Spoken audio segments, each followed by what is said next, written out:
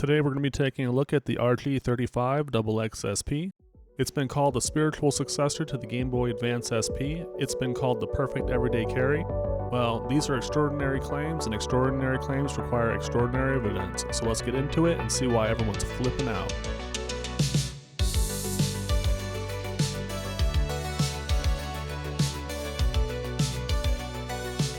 Alright, thanks for clicking on the video, everyone. Now, I will admit we're a little late to the party on this one, but like Mom used to say, better late than never. She did stop saying that though after I was born, for some reason. Anyway, as you can see, we've got the RG35XXSP here. I have the white transparent model. It's made in China. This is a really nice box. I think all the XX Amber Neck devices have these really nice boxes. In full transparency though, I have opened this already, but we're going to go ahead and unbox it again for fun. I will say that the box, it's well thought out. If I were to take this, and I'm not going to, but turn it upside down, everything is not going to fall out of this box. It's really tight. They snugged this stuff in here, so I don't think there's going to be any danger of this getting damaged in shipping. Like you can see here, I'm actually struggling to get this out of here, even though I've already taken it out once before, like a pro. This bag here, it's a nice silky plastic. All of the XX devices, at least the ones that I have, all have this like foam cut out. Let's set that aside for a second. Let's see what else is in this box. This does come with a screen protector. These little, wet and dry pads. Toss that over there. You got your instruction manual. Throw it away. You got screen protector here. May try to put this on, may not. I've got like a 50-50 success rate on these, so Here we have a standard USB-C cable. Now I do want to mention this right out front. These XX devices, they won't charge with just any brick. For instance, something with fast charge or any of these like fancier charge methodologies, they don't work. You will need a 5-volt 1-amp USB based brick. Pretty much anything that existed before fast charging should work perfectly fine. Moving on to the device, let's just go ahead and get it out of this little plastic bag. Like I said before, everything's really snug. See, I don't want to rip this bag. I like to keep these just in case I want to trade the device or if I need to send it back or anything like that. There's that foam cutout I was talking about. Go ahead and get the stuff out of here real quick. Get this area cleaned up. Now I will say right off the bat, this plastic feels really nice. It's not really like sticky or tacky. It's more like I guess I want to say a powdery feel. Here in the front though, we have our headphone jack, our 2 SD card slots. You can do OS on one, games on the other, whatever you feel like. We got a reset button, we've got our power button here. We have our L and R trigger buttons, our mini HDMI, and our USB-C for charging. That goes with the wire that I showed you just before. Got volume up and down, pretty standard. I do like this texture on this battery.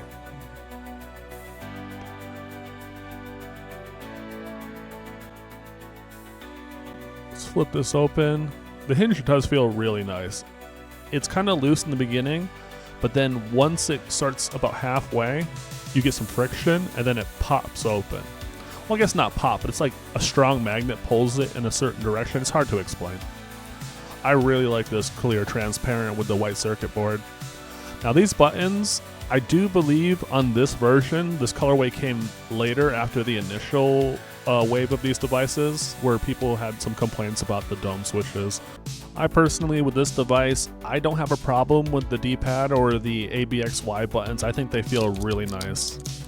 As you can hear, they got a little click. They do have a really good response. They bounce back really nice.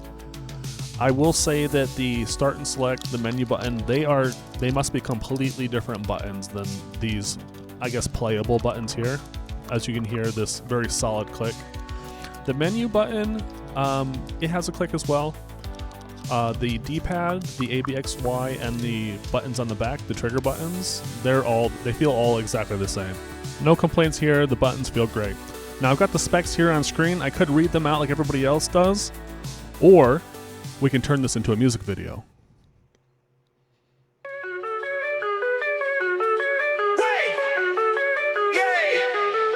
In my pocket lives a world unseen, 3.5 inches of a retro dream. Pixels burst in a neon glow, take me back to years ago. Clamshell opens, memories flood, quad-core power runs through my blood. 640 by 480C, gaming past lives here with me.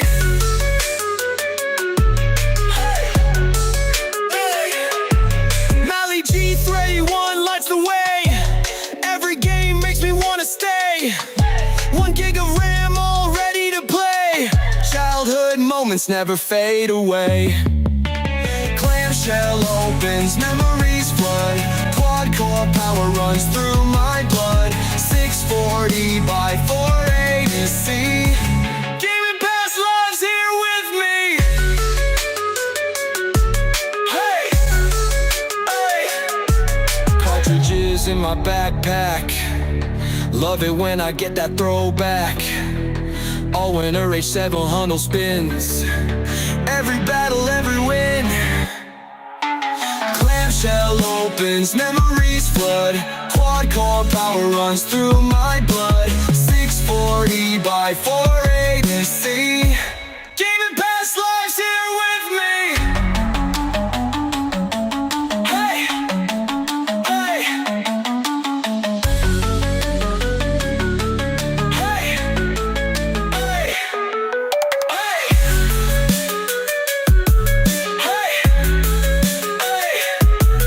hey.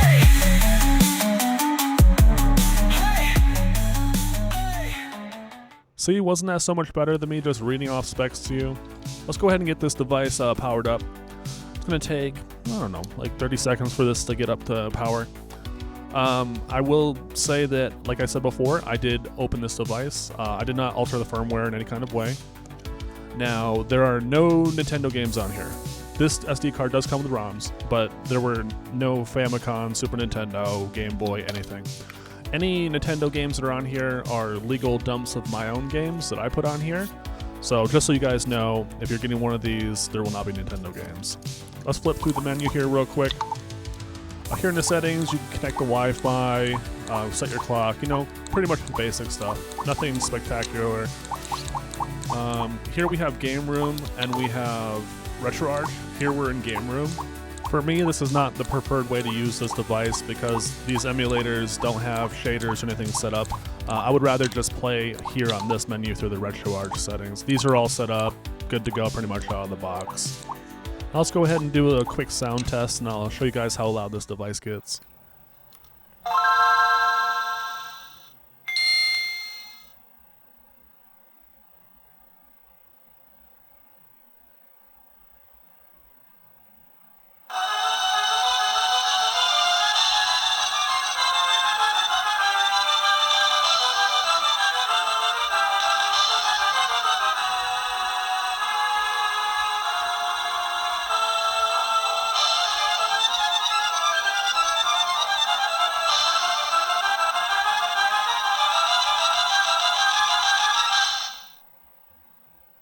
As you can hear, it gets surprisingly loud. Now, before we go any further, this video is sponsored by Rocket Beam. Rocket Beam makes these hard shell cases like the one you can see here in my hand. I use this for carrying around handhelds or anything that I don't want to get damaged. They will come in a variety of sizes. On the inside, really nice build quality. They've got this nice like closed cell foam on the inside. I really like it. The hinge feels great. It does connect to a shoulder strap and then the whole thing becomes a hard shell sling bag. It's really nice. Here we have the RG35XXSP and its little wire. Fits in there literally perfectly. These hinges, they slide into place and it's in there. It's sturdy, it's not moving, it's safe. It's got the foam inside so the screen doesn't get scratched. Yeah, these are fantastic. Open it up.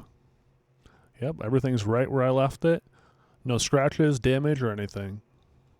Now, at some point, they will be coming in other colors, but for now, it's just the black and orange. I do have the indigo version here, Same deal if I pop this open. It's got that nice closed cell EVA foam. This one's actually perfect for the RG35XXSP. And like I said, the foam feels so good. They also have this little ring on the front where you can put your own kind of little lock and key, maybe a combination lock to keep it extra safe. And yeah, there it is. A link will be down in the description. The promo code should be on the screen now. I'm going to quit yapping and let's get into some gameplay.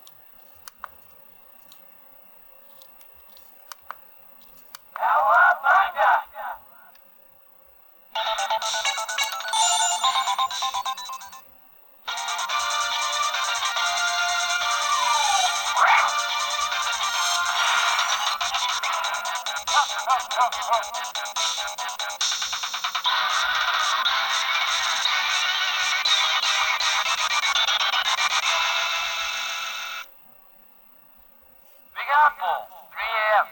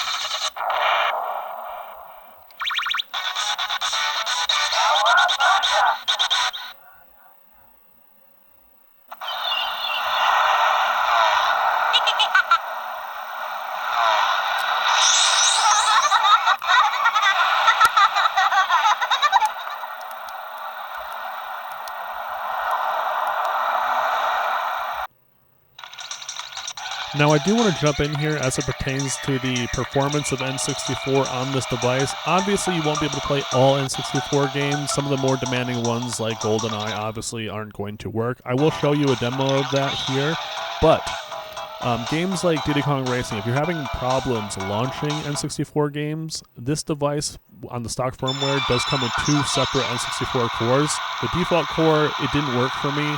The games would just black screen and go back out to the menu without even launching. I do believe in the game menu at the bottom it'll tell you what button to press to switch the core. This is the Mupen 64 core, and at least for all the N64 games I've tried to run, it does launch them. Now obviously the N64 had an analog stick. The 35XXSP does not have a stick, so if you tap the power button on the right one time, it'll allow you to use the D-pad in the analog mode that you see me using here. And that's all I really had to say. Let's get back to playing some games.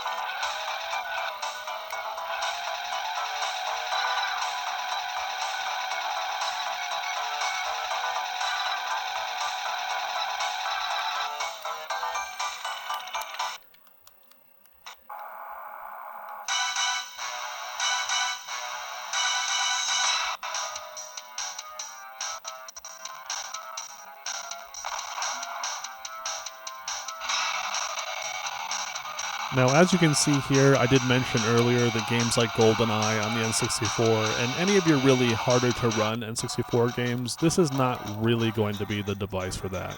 Same deal, tap this and you get the analog input. As we get into the game, you're going to see that, you know, we have texture issues. Generally, you know, this is for anything really on the lighter end of N64 and down.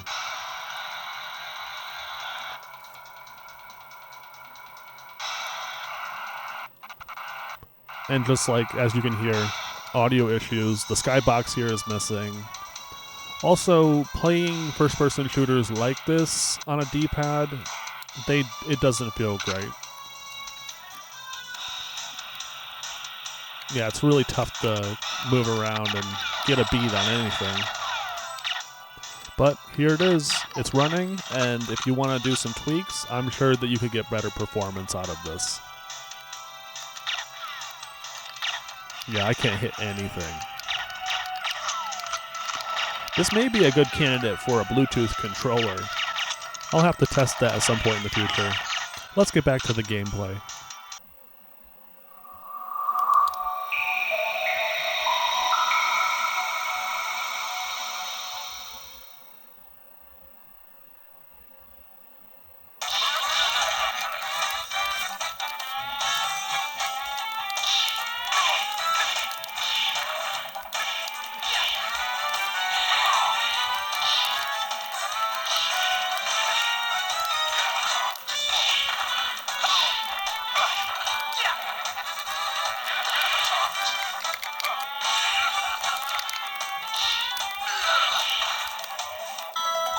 Now this device, it is going to play PlayStation 1.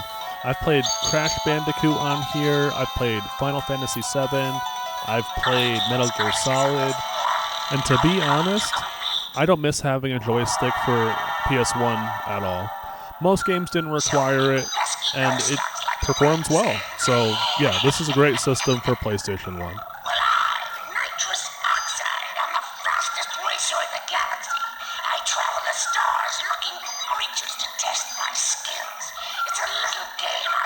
Survival of the fastest. Here's the way we play. I challenge the best driver of your world to race for the planet.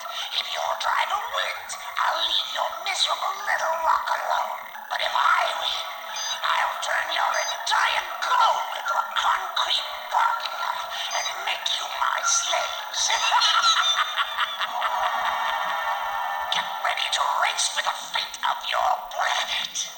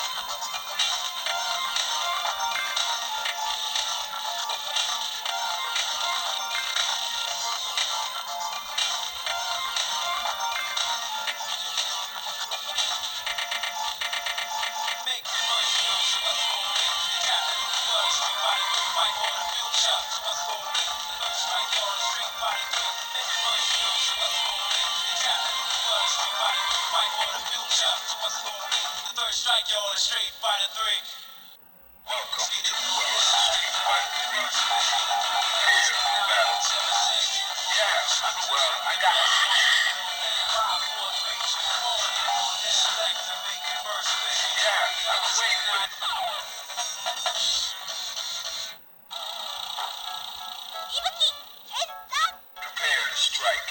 Now.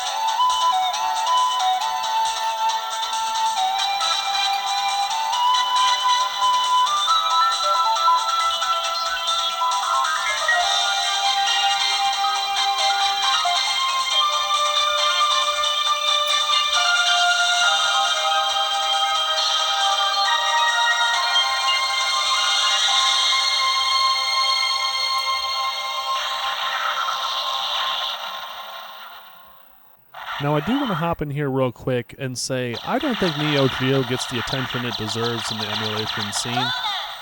This is one of my favorite systems. For the time, these games, they were amazing. Now, I didn't have a Neo Geo growing up because I was too poor, but I love playing Neo Geo on any handheld, and this handheld, it's no exception. Now, obviously, that's just my opinion. If you guys really like Neo Geo 2 and you think it's underrated, leave me a comment down below and tell me what was your favorite Neo Geo game.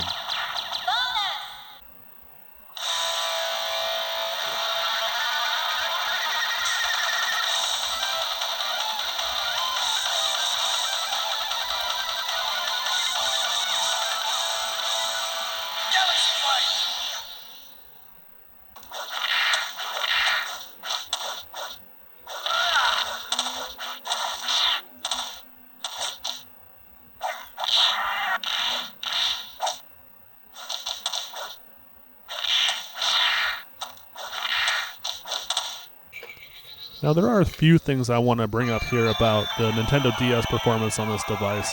Similar to N64, you will need a tap here on the side. This will just give you control of this on-screen stylus if you need it. Now, as you can see, I have the screens stacked on top of one another. For a screen this size, I don't think that this would be playable, but on the back here, you'll be able to cycle through screen modes. As you can see, you can cycle through the display modes with the buttons on the back. This isn't going to work for all games because some games will require you to have both screens, but for others, it's doable.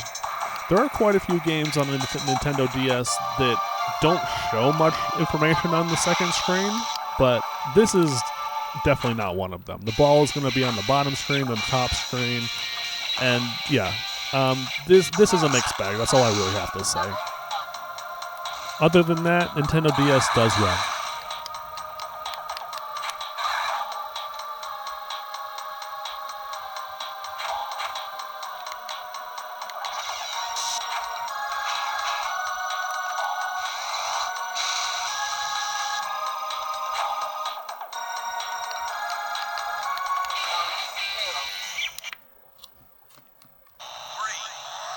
Now here we have Game Boy Advance. This probably won't come as a surprise to you, but Game Boy Advance on the system, it works flawlessly. Now, like I said in the beginning of this video, your ROMs are available through what Internet calls the game room, and then also through the RetroArch option on the right of that. Now, I am playing through the RetroArch version for all of the games in this video, and for this one in particular, it does have this nice Game Boy Advance SP border around it. I think it's really nice, and this is how I play Game Boy Advance on this device all the time.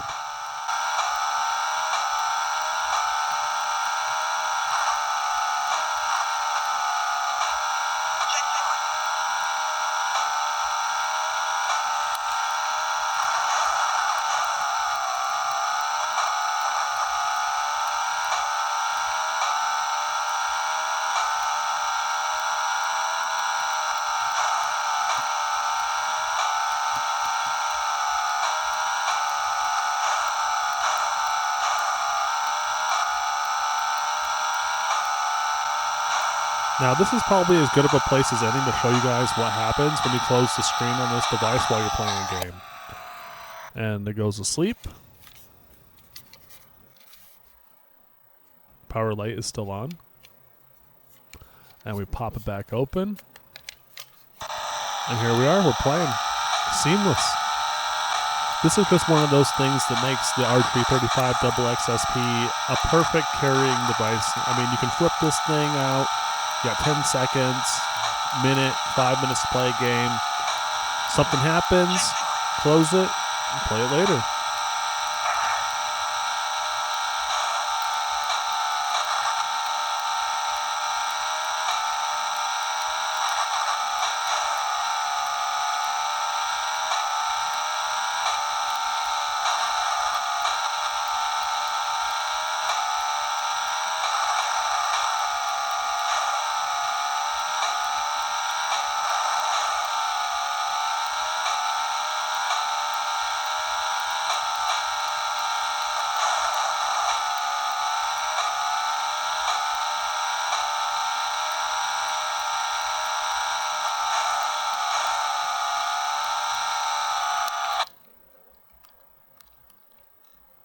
Now, Ambernick has included a couple apps on this device so that you can do more than just play games.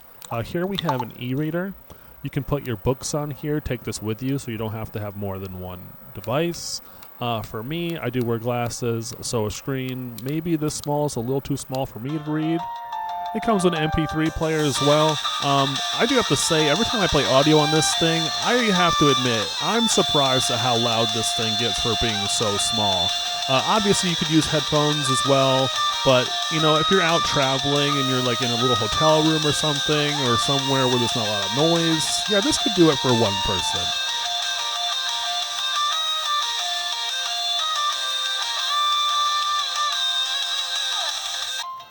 I did go ahead and test the headphone audio on this device. There's no weird crackling, there's no hissing. I do know that that is a problem for some other devices. And as a side note, this 3.5 millimeter jack, it's snug. You can literally hang the device by this headphone jack. You shouldn't do this, but you can. You can even upload your own videos onto this thing. You can play, you know, downloaded YouTube videos, cartoons, anime, whatever you want. This has potential to be the handheld of the year for me. It's that good. Now, of course, we have to do the ceremonious pocket test. And the RG35XXSP really shouldn't be a surprise. Yep, it just slides right on in there.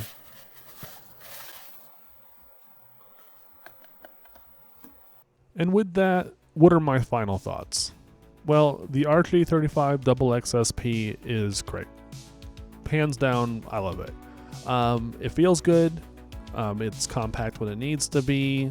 The screen looks great. The buttons feel good. I really like these transparent colors. It emulates pretty much anything you should reasonably expect it to. It does stellar with, you know, handheld systems like Game Boy, Game Boy Color, Game Boy Advance. It does really good with non-handheld systems. I enjoy playing NES on here, Neo Geo like we saw in the video, Super Nintendo. I think also Ambernick is doing a really good job including some extras. Being able to use this as an MP3 player or, you know, a e-reader, or to watch, you know, for a kid to watch cartoons with. It makes it a device that allows you to go somewhere without a bunch of things in your pockets. And I think that that can't be overstated. Also, the build quality, as far as I'm concerned, is really good. I really like holding this. I don't know what this plastic is, but the texture on it is fantastic. So with that, those are my thoughts. This is the RG35XXSP. If you guys want to pick one of these up, I will have an Amazon affiliate link in the description. You guys know the spiel. You buy it from Amazon, I get a small kickback. It doesn't cost you more. And you know what? If you like the video and you're still here, please like and subscribe. Leave me a comment below. Hey, was there something I missed? Do you want to see something else? And I will see you guys in the next video.